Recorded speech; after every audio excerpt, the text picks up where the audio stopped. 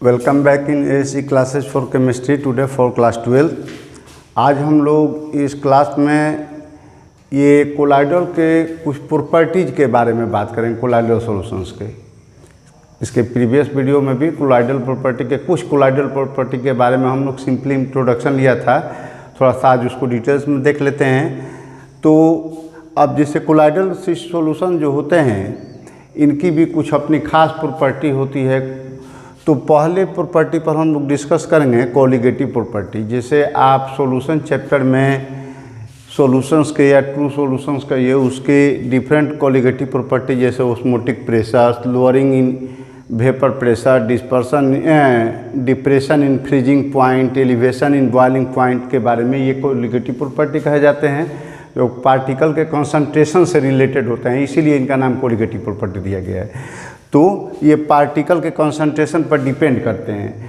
तो ये चूँकि सॉल्यूशन में जब इसका रेंज देखते थे तो सॉल्यूशन में इनका रेंज ज़्यादा होता है, क्योंकि सॉल्यूशन में ट्रू सॉल्यूशन में जो सॉल्यूट पार्टिकल्स होते हैं उनकी संख्या रेस्पेक्टिवली ज़्यादा होती है as compared to colloidal solutions. और कोलाइडल सॉल्यूशंस में उनके डिस्पर्स फेज की संख्या कम होती है मॉलिक्यूल्स की, तो इसलिए इनमें भी कोलिगेटिव प्रॉपर्टी पाया जाता है। चूँकि ये भी एक टाइप का सॉल्यूशन ही है, लेकिन ट्रू सॉल्यूशन नहीं होकर के कोलाइडल सॉल्यूशन कहलाता है। तो है तो सॉल्यूशन का ही एक जनरल टाइप, तो इसमें भी ये प्रॉपर्टी पाई जाती है। इसमें भी सॉल्यूट लाइक पार्टिकल्स पाए जाते हैं, उनकी भी कुछ संख्या होती है, तो उस संख्या से इफेक्टेड होते हैं। लेकिन अंतर क्या होता है कि उसमें उनका हाई ऑर्डर रेंज होता है और इसमें इनका लोअर ऑर्डर या लोअर रेंज होता है, वैल्यू इनका ज़्यादा वेरिएबल नहीं होता है। दूसरी प्रॉपर्टी है टिंडाल इफेक्ट। तो देखिए, टिंडाल इफेक्ट बेसिकली होता है कि किसी डार्क मीडियम में, जैसे लाइट के बारे में आप जानते हैं कि लाइट मेक्स अस विजिबल और capable to view the objects, but light itself is invisible. तो लाइट का पाथ हमको दिखता नहीं है, उसके प्रेजेंस के कारण हम डिफरेंट ऑब्जेक्ट को देख सकते हैं। लेकिन जब डेंसर मीडियम में, डार्क मीडियम में अगर हम लोग लाइट को पास कराते हैं किसी नैरो होल से, जैसे हम लोगों के जनरल कॉमन एग्जांपल में डार्क रूम है, कहीं वेंटिलेटर के छोटे से होल से अगर लाइट आ रहा है तो उसमें आप देखते हैं कि लाइट का पाथ विजिबल हो जाता है। या फॉगिंग के समय में, या फिर थोड़ा रोड पर धूल ज़्यादा उड़ रही हो, अंधेरा हो, और उस समय आप गाड़ी का हेडलाइट जलाते हैं तो देखते हैं कि गाड़ी का हेडलाइट का फोकस दिखता है। तो वो फोकस जो दिखता है, लगता है कि लाइट इस रास्ते से जा रहा है। तो वही लाइट के पाथ को मीडियम के पार्टिकल्स द्वारा विजिबल बना देने के फेनोमेनन को या घटना को हम लोग टिंडाल इफेक्ट कहते हैं।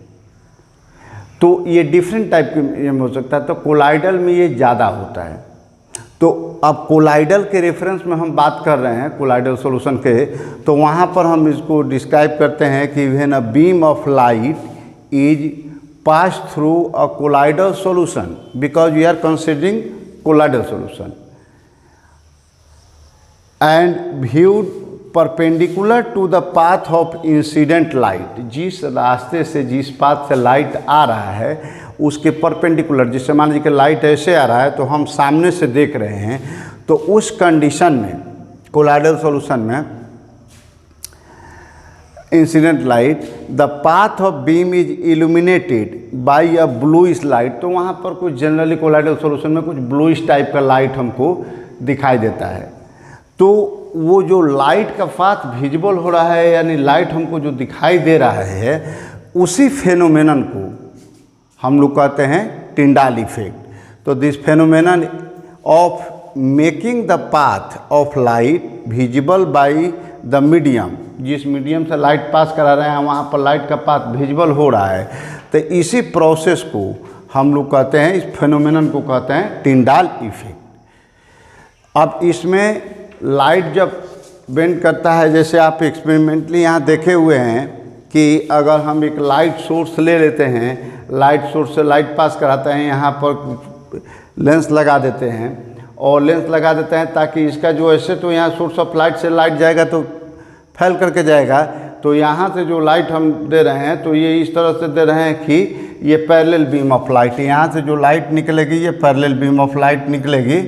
तो इस कंडीशन में लाइट कुछ बेंड होते हुए यहाँ आती है मीडियम में इस तरह से, और इसमें से जो भी लाइट ये सब पास कर रही हैं तो बहुत सारी, तो 2 रे लेकर के खाली हमने डायग्राम दिखाए हैं, अदरवाइज बहुत सारी लाइटें हैं। चूँकि सोर्स से 2 ही रे नहीं ना निकलेगी, बहुत सारी, तो इसके बीच में जो भी रे निकलते हैं तो सब रे इसमें स्केटर हो जाती हैं। और पहले सॉल्यूशन का कलर अलग था, लेकिन जब लाइट उसमें पास करा रहे हैं तो लाइट पास कराने पर, जैसे पहले वाटर जैसा कलर था, तो लाइट पास कराने पर वो हल्का ब्लूइश टाइप का दिखने लगता है। ये सॉल्यूशन आपका ब्लूइश दिखेगा।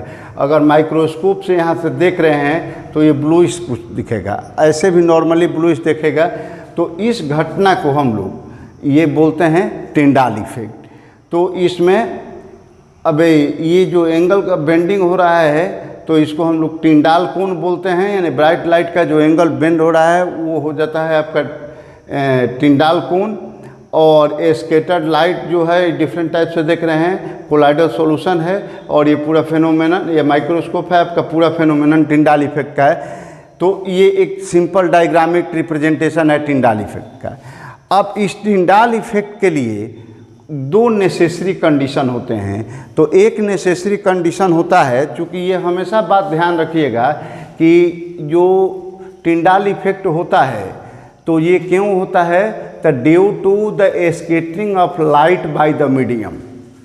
जिस मीडियम से होकर के लाइट पास कर रहा है, जिस कोलाइडल सॉल्यूशन मीडियम से लाइट पास कर रहा है, तो उस कोलाइडल सॉल्यूशन में स्कैटरिंग ऑफ लाइट होता है उस मीडियम के पार्टिकल्स द्वारा, और उसी पार्टिकल्स के स्कैटरिंग ऑफ लाइट के कारण हमको पाथ विजिबल होता है। तो अब इसका कंडीशन स्कैटरिंग ऑफ लाइट के लिए तो आप पढ़े हैं कि पार्टिकल, मीडियम के पार्टिकल का साइज लाइट के वेवलेंथ से छोटा होना चाहिए, लेकिन टिंडाल इफेक्ट के लिए बहुत ज़्यादा छोटा भी नहीं होना चाहिए। जैसे सॉल्यूशन के केस में टू मच छोटा होता है तो डायरेक्ट पास कर जाता है, तो वहाँ आपको टिंडाल इफेक्ट नहीं दिखता। लाइट पास करेगा मीडियम से, ट्रू सॉल्यूशन से पास करेगा, लेकिन टिंडाल इफेक्ट नहीं दिखेगा। और जब वो कोलाइडल सॉल्यूशन होता है तो इसमें टिंडाल इफेक्ट दिखता है, यानी सॉल्यूशन के अंदर डिस्पर्स, कोलाइडल सॉल्यूशन के अंदर आपका ब्राइटनेस ज़्यादा दिखेगा, लाइट का पाथ दिखेगा। तो उसके लिए क्या चाहिए कि the diameter of the dispersed particles is not much smaller than the wavelength of the light use, यानी जो लाइट यूज कर रहे हैं उसका जो वेवलेंथ रेंज है तो वेवलेंथ से कम तो होना चाहिए, क्योंकि कम नहीं रहेगा तो स्कैटरिंग ऑफ लाइट होगा ही नहीं, लेकिन बहुत ज़्यादा कम नहीं होना चाहिए, तो वेवलेंथ से थोड़ा ही कम होना चाहिए। दूसरी बात है कि the refractive indices of the dispersed phase and dispersion medium differ greatly in magnitude, यानी डिस्पर्स्ड फेज और डिस्पर्सिंग मीडियम दोनों का ये रिफ्रैक्टिव इंडेक्स में ज़्यादा अंतर होना चाहिए, तभी आपका टिंडाल इफेक्ट दिखाई देता है। तो ये टिंडाल इफेक्ट के बाद हम लोग बात करेंगे ये इसका यूज अल्ट्रा फिल्ट्रेशन वगैरह में या किसी कोलाइडल सॉल्यूशन को चेक करने के लिए किया जाता है, उसकी प्योरिटी को देखने के लिए भी किया जा सकता है। और इसके बाद हम लोग अगले टॉपिक के रूप में बात करते हैं उसके कोलाइडल सॉल्यूशन के कलर के वेरिएशन के बारे में। चूँकि किसी भी सब्सटेंस का कलर जो दिखाई देता है वहाँ से रिफ्लेक्टिंग लाइट के वेवलेंथ पर डिपेंड करता है, उसी से रिलेटेड होता है वो। अगर कोई चीज़ हमको ब्लू दिखाई दे रहा है तो इसका मतलब कि उसमें ब्लू लाइट का जो वेवलेंथ है उस लाइट का, यानी ब्लू कलर वहाँ से रिफ्लेक्ट होकर के हमारे पास पहुँच रहा है। या कोई चीज़ का रिफ्लेक्ट होने पर कोई खास कलर दिखाई दे रहा है, मीन्स वहाँ से उस पार्टिकुलर वेवलेंथ वाले कलर का, या हर कलर का एक पार्टिकुलर वेवलेंथ होता है रेंज, तो उस रेंज का अगर लाइट बीम हमारे पास आ रहा है तो हमको वो पार्टिकुलर कलर दिखाई देता है। तो कोलाइडल सॉल्यूशन में भी देखा जाता है कि उसके जो कलर होते हैं वो उसके पार्टिकल्स के साइज पर डिपेंड करते हैं। ऐसा भी होता है कि सेम कंपाउंड का सोल लिया जाए, कोलाइडल सोल लिया जाए, लेकिन अगर उसमें पार्टिकल के साइज अलग अलग रखे जाएं, अलग अलग हों, तो उन सोल का कलर भी अलग अलग हमको दिखने को मिल जाता है। तो इसको हम एक्सप्लेन कर सकते हैं कि the colour of colloidal solution depends on the wavelength of light scattered by the dispersal particles. चूँकि जब आप जानते हैं कि जब सोल में या कोलाइड में जब लाइट पास करता है तो वहाँ पर स्कैटरिंग ऑफ लाइट होता है, टिंडाल इफेक्ट दिखाई देता है। तो वहाँ पर उसका कलर मीडियम का कैसा दिखाई देगा तो वो डिपेंड करेगा किस पर, तो जो वहाँ से स्कैटर्ड लाइट है उस लाइट का वेवलेंथ रेंज क्या है। जैसे हम लोग जनरली देखते हैं कि आपको स्काई का ब्लू कलर दिखाई देता है डे टाइम में, तो ब्लू कलर क्यों दिखाई दे रहा है, क्योंकि उस स्काई में जो स्कैटरिंग हो रही है लाइट की, एयर के जो पार्टिकल्स हैं उसके मीडियम के द्वारा जो स्कैटरिंग हो रहा है तो उसमें ब्लू लाइट का सबसे ज़्यादा स्कैटरिंग हो रहा है, तो वो हमको ब्लू दिखाई दे रहा है। तो उसी तरीके से अगर किसी कोलाइडल सॉल्यूशन में हम लाइट पास करा रहे हैं तो वो कोलाइडल सॉल्यूशन के जो पार्टिकल्स हैं वो किस कलर के लाइट को स्कैटर कर रहे हैं ज़्यादा, उसी कलर का वो मीडियम आपको दिखाई देगा। तो उस मीडियम का यानी कोलाइडल सॉल्यूशन का कलर किस पर डिपेंड किया, तो स्कैटर्ड लाइट के वेवलेंथ पर डिपेंड किया। और स्कैटर्ड लाइट का जो वेवलेंथ है वो किस पर डिपेंड करता है, तो मीडियम के पार्टिकल के साइज पर। अलग अलग पार्टिकल के साइज होंगे तो उसमें अलग अलग वेवलेंथ का कलर होता है। जैसे आप इसके पहले वाले टॉपिक में देखे हैं कि जो नेसेसरी कंडीशन होता है कोलाइड के कलर विजिबल होने के लिए, तो उसमें था कि पार्टिकल का जो साइज है वो साइज एमिटेड लाइट के वेवलेंथ के साइज से बहुत छोटा नहीं होना चाहिए। छोटा होना चाहिए, बड़ा होगा तो होगा ही नहीं स्कैटरिंग, लेकिन छोटा होने पर भी बहुत ज़्यादा छोटा नहीं होना चाहिए। अगर बहुत ज़्यादा छोटा होगा तो उस लाइट का वहाँ से स्कैटरिंग नहीं हो पाएगा। तो जो पार्टिकल का साइज है वो स्कैटर्ड लाइट के वेवलेंथ से थोड़ा कम होना चाहिए। तो उस कंडीशन में अब वो वेवलेंथ जो होगा स्कैटर्ड लाइट का वो किस पर डिपेंड करेगा, तो डिस्पर्सिंग मीडियम के पार्टिकल के साइज पर। अब इसका जनरल एग्जांपल हम देखते हैं कि जैसे फाइनेस्ट गोल्ड सोल लिया जाए, गोल्ड के एटम का फाइनेस्ट सोल बनाया जाता है एकदम छोटे एटॉमिक साइज में, तो उनका रेड कलर दिखता है। गोल्ड सोल का generally red colour original finest particle में हो, तो अगर उनका साइज बढ़ता है, मल्टी मोलिकुलर कोलाइड्स बनने शुरू होते हैं, तो फाइनेस्ट पार्टिकल थोड़ा बड़ा हो जाता है, तो उस टाइप कंडीशन में उसका पार्टिकल साइज इंक्रीज करने पर पहले वो पर्पल, रेड से पर्पल दिखने लगता है। पर्पल के बाद थोड़ा और बड़ा साइज होगा तो ब्लू दिखने लगता है, ब्लू से भी और बड़े बड़े साइज में होने लगते हैं, तो फाइनली वो गोल्डन कलर में दिखता है। तो पार्टिकल एक ही गोल्ड है, उसी का सोल है, लेकिन उसके अलग अलग पार्टिकल के अनुसार उसके 4 तरह के कलर मिल गए। उसके बाद दूसरी प्रॉपर्टी शो होती है, अगली प्रॉपर्टी शो होती है ब्राउनियन मूवमेंट। तो ब्राउनियन मूवमेंट क्या होता है कि किसी भी ऑब्जेक्ट का जो जिगजैग मूवमेंट होता है रैंडम डायरेक्शन में, उसी को हम लोग ब्राउनियन मूवमेंट कहते हैं। अब जैसे कोई मच्छर है, मक्खी है, इधर उधर घूमते हैं, उनका कोई फिक्स डायरेक्शन नहीं है। फुटबॉल प्लेयर्स हैं, फील्ड में घूमते हैं, कोई फिक्स डायरेक्शन नहीं है, तो उनके जो मोशंस होते हैं उनको हम लोग ब्राउनियन मूवमेंट कहते हैं। तो ऐसे जो कोलाइडल सॉल्यूशन के जो पार्टिकल्स हैं वो भी अगर अल्ट्रा माइक्रोस्कोप से देखा जाए, तो चूँकि सिंपल माइक्रोस्कोप से तो पार्टिकल दिखेंगे ही नहीं, लेकिन अल्ट्रा पावरफुल अल्ट्रा माइक्रोस्कोप से उनको देखा जाए तो उस कंडीशन में वो पार्टिकल्स भी डिस्पर्सिंग मीडियम के अंदर आपके ब्राउनियन मूवमेंट शो करते हैं, जिगजैग मोशन रैंडमली। तो when colloidal solutions are viewed under a powerful ultra microscope, the particles show zigzag motion known as Brownian movement और Brownian motion। अब इसके बाद है कि charge on colloidal particles. Colloidal particles पर चार्ज आपको कैसे दिखाई देते हैं, तो देखिए जनरली जो कोलाइडल पार्टिकल में हम लोग कोलाइड बनाते हैं केमिकली, तो उसमें कुछ प्रिसिपिटेशन रिएक्शन होता है, कुछ ना कुछ उसमें चार्ज आता है। तो वो चार्ज आने पर वो जो सोल बनेगा वो सोल कभी निगेटिव भी हो सकता है, कभी पॉजिटिव भी हो सकता है। तो वो डिपेंड करता है कि किस टाइप का प्रेसिपिटेट उसमें दिया गया है, बना है रिएक्शन में, और उसमें हम एडिशनली किस टाइप का आयन डाले हैं जो ज़्यादा अमाउंट में है। तो जो अमाउंट एक्सेस में होता है और लाइक होता है, वही जो प्रिसिपिटेट होते हैं उनके ऊपर से लेयर के रूप में जमा होता है। तो उसको हम लिख सकते हैं कि charge on the colloidal sol is due to preferential adsorption of either positive ion और negative ion which is common and present in the excess. यानी सोल का चार्ज किस पर डिपेंड करेगा, तो बेसिकली एडजॉर्प्शन से होगा। तो एडजॉर्प्शन किसके द्वारा किया जाएगा, तो प्रेसिपिटेट मोलिक्यूल्स के द्वारा किया जाएगा। अब वो प्रेसिपिटेट मोलिक्यूल पर कभी पॉजिटिव भी कर सकता है, कभी निगेटिव भी कर सकता है। वो पॉजिटिव आयन या निगेटिव आयन किस पर डिपेंड करेगा, तो विच is common and present in excess. जो कॉमन हो प्रेसिपिटेट के साथ और एक्सेस अमाउंट में हो तो वह उसके ऊपर एडजॉर्ब करेगा, और जब जिस चार्ज का एडजॉर्प्शन होगा तो वो सोल फाइनली उसी चार्ज वाला या उसी नेचर का हो जाएगा।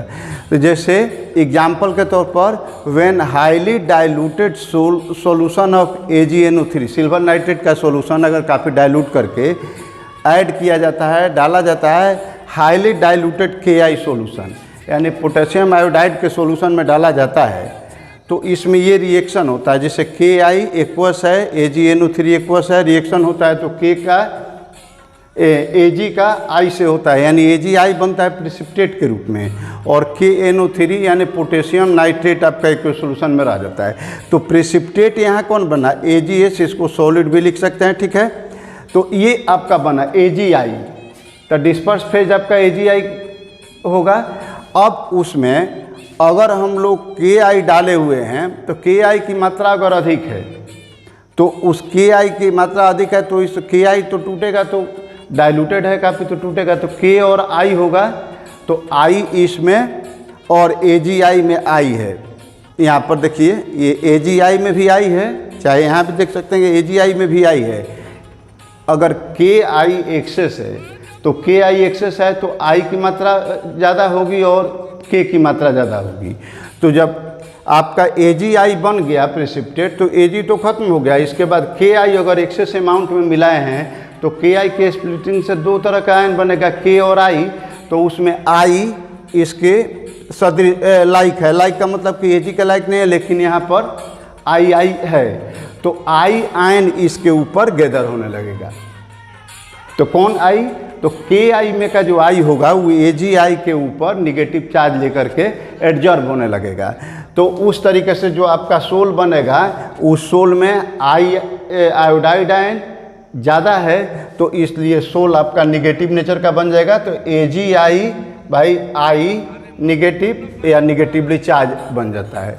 उसी तरीके से अगर इसी सॉल्यूशन में, इसी रिएक्शन में अब और हम AgNO3 मिला देते हैं, डाइल्यूटेड AgNO3 मिला देते हैं, तो प्रेसिपिटेट बना है, इसके बाद सोल बनेगा। तो सोल में अब क्या होगा कि जब AgNO3 मिलाएंगे अगर, तो AgNO3 के मिलाने पर ज़्यादा एक्सेस मात्रा में, तो AgNO3 मिलाने पर Ag और नाइट्रेट आपका अलग हुआ, तो नाइट्रेट इसमें नहीं है तो नहीं जुड़ेगा।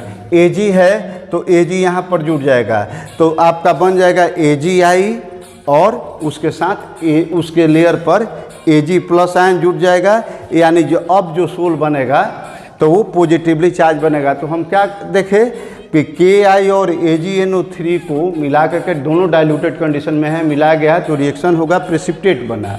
अब उस प्रेसिपिटेट में अगर कोलाइड बनाने के लिए हम उसमें Ki को एक्सेस में रखते हैं, Ki को और ज़्यादा डाल देते हैं, तो उस कंडीशन में जो सोल बनेगा वो सोल आपका AgI का ही सोल होगा, लेकिन वो सोल आपका निगेटिव आयन आयोडाइड कंटेंट किए रहेगा, यानी निगेटिवली चार्ज सोल होगा।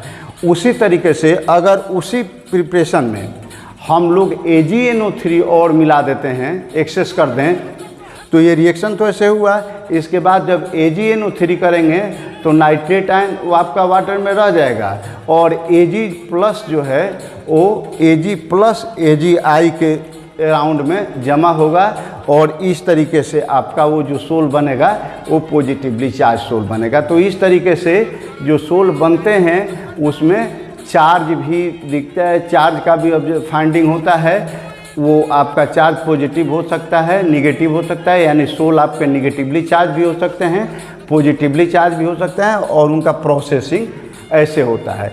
अब इसमें एक और बात होती है कि जब ये डिपोजिशन हुआ तो एक लेयर के रूप में तो डिपोजिशन होगा और एक लेयर के बाद अब फिर दूसरा लेयर भी बनने लगता है। अब देखिए इसमें डबल लेयर का फॉर्मेशन कैसे होता है, इसको जब चार्ज गैदरिंग होता है तो इसको थोड़ा सा समझ लेते हैं। जैसे मान लीजिए कि ये आपका एक पार्टिकल है AgI का, सिल्वर आयोडाइड का सॉलिड जो प्रेसिपिटेट आप Ki और AgNO3 को मिला करके बनाए तो उसमें AgI आपका बना है प्रेसिपिटेट। अब जब हम इसमें Ki की अधिक मात्रा डालें, यानी Ki और AgNO3 एक्वस का रिएक्शन कराया, फिर प्रेसिपिटेट बन गया। अब उसमें हम Ki की मात्रा यानी पोटेशियम आयोडाइड के डाइल्यूटेड की मात्रा और थोड़ी डालें, तो डालने पर क्या होगा कि K और I अलग अलग हुए। उसके बाद उसमें I आया था, आयोडाइड आयन आया था, तो आयोडाइड आयन क्या हुआ कि सिल्वर आयोडाइड में I के सब लाइक है, इसलिए ये इस पर गैदरिंग होगा, तो एडजॉर्ब हो गया इसके मोलिकुलर सरफेस पर, AgI के मोलिकुलर सरफेस पर I गैदर हो गया। अब इसके बाद K जो बचे हुए हैं उसके Ki चूँकि स्प्लिट हुआ था तो उसमें से I मिला जो यहाँ जमा हो गया, तो अब Ki जो में से I निकल गया, आयोडाइड आयन निकल गया, तो पोटेशियम प्लस आयन जो बचे, तो पोटेशियम आयन का क्या होगा, तो अब चूँकि डाइल्यूशन काफ़ी है, इनफ है, कोई दिक्कत नहीं है स्प्रेडिंग के लिए, तो यहाँ पर जो प्रेसिपिटेट के मोलिक्यूल्स होते हैं उसके ऊपर ये आयोडीन यानी एक टाइप के आयन एनायन के लेयर यहाँ एक बन गए। अब इनके बगल में कुछ डिस्टेंस पर जो पोटेशियम भी फ्लोट कर रहे हैं, स्प्लिटेड हैं, तो वो भी उस मीडियम में ये I के अपोजिट, अगर यहाँ पर ये सब निगेटिव चार्ज है तो इसके बगल में एक पॉजिटिव चार्ज का यानी पोटेशियम का दूसरा लेयर फॉर्म कर जाएगा।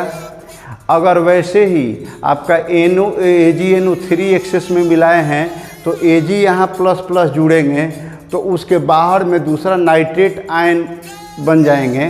तो इस तरीके से आप देख रहे हैं कि ये जो प्रेसिपिटेट हैं इनके जस्ट बगल में एक लेयर बना एक चार्ज का, और उसके कुछ डिस्टेंस पर उसके अपोजिट चार्ज का भी ये दूसरा लेयर बन जाता है। तो इस तरीके से ये प्रेसिपिटेट के अराउंड में डबल लेयर का फॉर्मेशन हो जाता है। तो इस डबल लेयर के फॉर्मेशन को, डबल लेयर को हम लोग हेल्महोल्ट्ज़ इलेक्ट्रिक डबल लेयर भी बोलते हैं।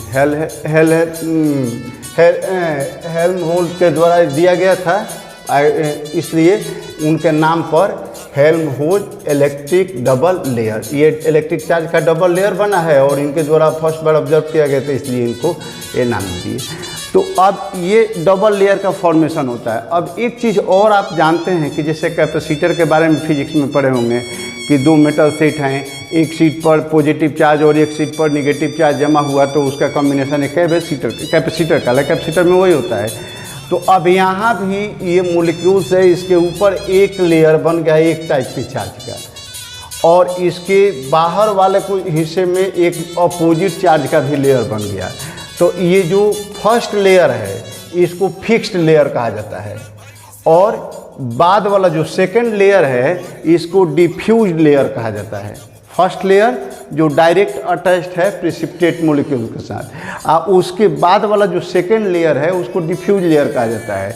तो इन दोनों लेयर के बीच में यानी फिक्स्ड लेयर और डिफ्यूज लेयर के बीच में कुछ पोटेंशियल डिफरेंस क्रिएट हो जाता है और उस पोटेंशियल डिफरेंस को हम लोग इलेक्ट्रोकाइनेटिक पोटेंशियल डिफरेंस और जीटा पोटेंशियल डिफरेंस भी बोलते हैं, चाहे जीटा पोटेंशियल और इलेक्ट्रोकाइनेटिक पोटेंशियल। तो आप इलेक्ट्रोकाइनेटिक पोटेंशियल का डिफिनीशन देना हो तो क्या लिख सकते हैं कि the potential difference between fixed and diffuse layers of dispersed phase is known as electrokinetic potential और जीटा पोटेंशियल। तो ये डिफिनीशन भी क्लियर हो गया। इन दोनों लेयर, इस लेयर का भी कुछ होगा, इस लेयर का भी कुछ पोटेंशियल, दोनों के बीच में जो पोटेंशियल डिफरेंस क्रिएट होगा दोनों लेयर के बीच में, उसी पोटेंशियल डिफरेंस को हम कहेंगे जीटा पोटेंशियल या इलेक्ट्रोकाइनेटिक पोटेंशियल। अब इसके बाद अगला टॉपिक देखते हैं इलेक्ट्रोफोरेसिस। तो इलेक्ट्रोफोरेसिस में होता क्या है कि जैसे आप इतना तो कंफर्म हो गया कि कोलाइडल सॉल्यूशन जो होते हैं बेसिकली वो चार्ज होते हैं, उसमें कुछ ना कुछ चार्ज रहता है। तो ज़्यादातर केस में देखा जाता है कि अगर उसको किसी वेसल में ले करके, या उससे वेसल हो या किस टाइप का वेसल लिया जाए और उसमें 2 अलग अलग इलेक्ट्रोड डाले जाएं। वेसल ले लिए, जैसे यू शेप मान लीजिए कि यहाँ पर वेसल ले लिए और इसमें हम 2 अलग अलग इलेक्ट्रोड इसमें सप्लाई कर रहे हैं यहाँ से, और इसमें 2 अलग अलग, ये आपका हो गया कोलाइडल सॉल्यूशन। इसमें 2 इलेक्ट्रोड डाला जाए, इसमें भी इलेक्ट्रोड डाले जाए, एक प्लस हो गया, मान लीजिए कि एक माइनस हो गया, ये माइनस हो गया और ये आपका प्लस हो गया। तो इस कंडीशन में देखा जाता है कि ये जो सोल हैं, ये सोल एक साइड में मूव करने लगते हैं। जैसे मान लीजिए कि निगेटिव चार्ज सोल है अगर, तो ये पॉजिटिव इलेक्ट्रोड की तरह मूव करने लगेगा, अपोजिट में जाते हैं, अपोजिट की ओर मूवमेंट होता है। तो वही है कि इसी घटना को, इसी प्रोसेस को हम लोग इलेक्ट्रोफोरेसिस बोलते हैं। तो the movement of colloidal particles under N applied electric potential is called electrophoresis.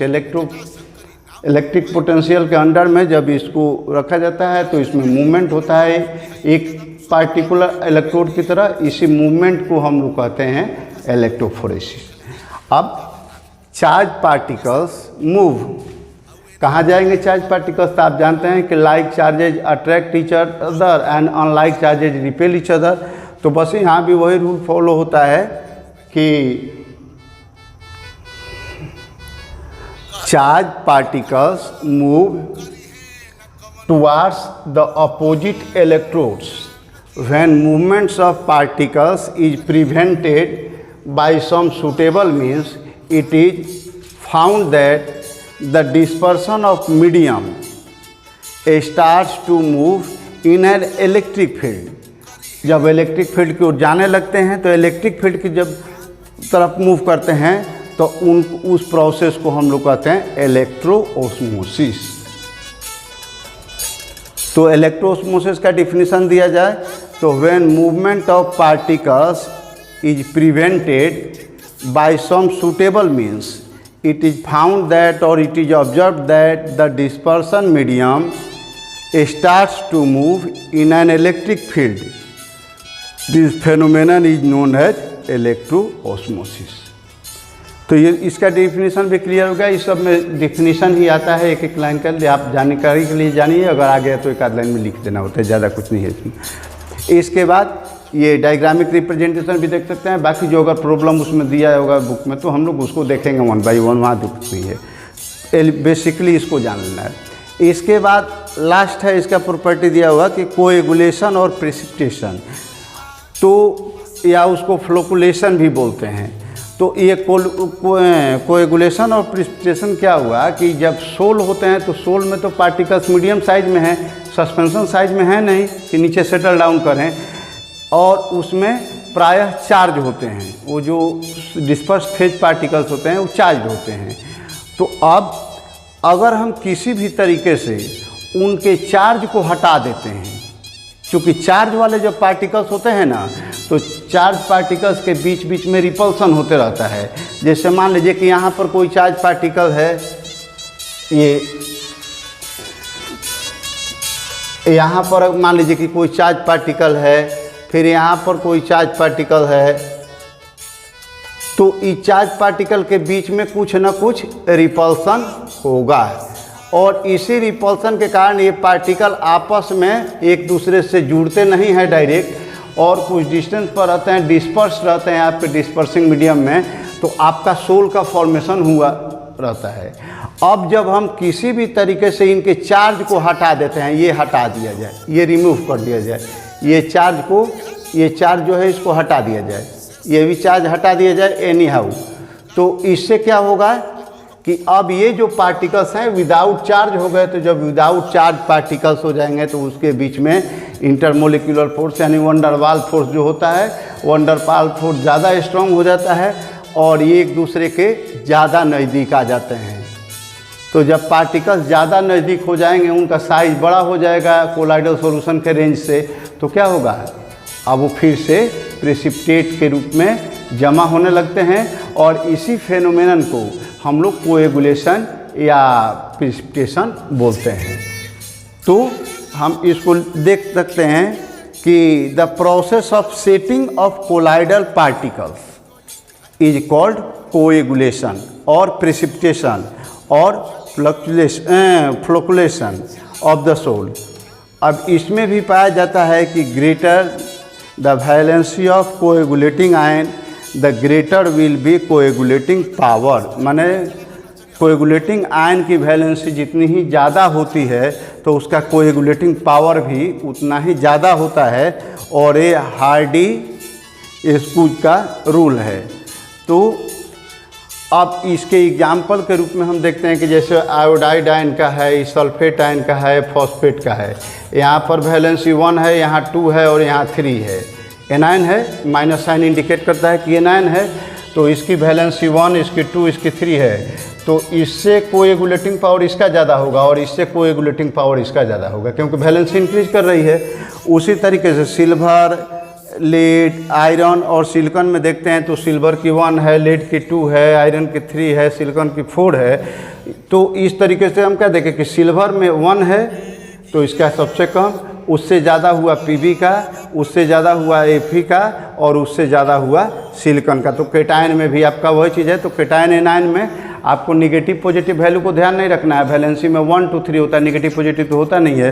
तो जैसे जैसे आपकी वैलेंसी बढ़ती जाती है कोएगुलेटिंग पावर बढ़ते जाता है, और यही रूल कहलाता है हार्डी-स्कूज रूल।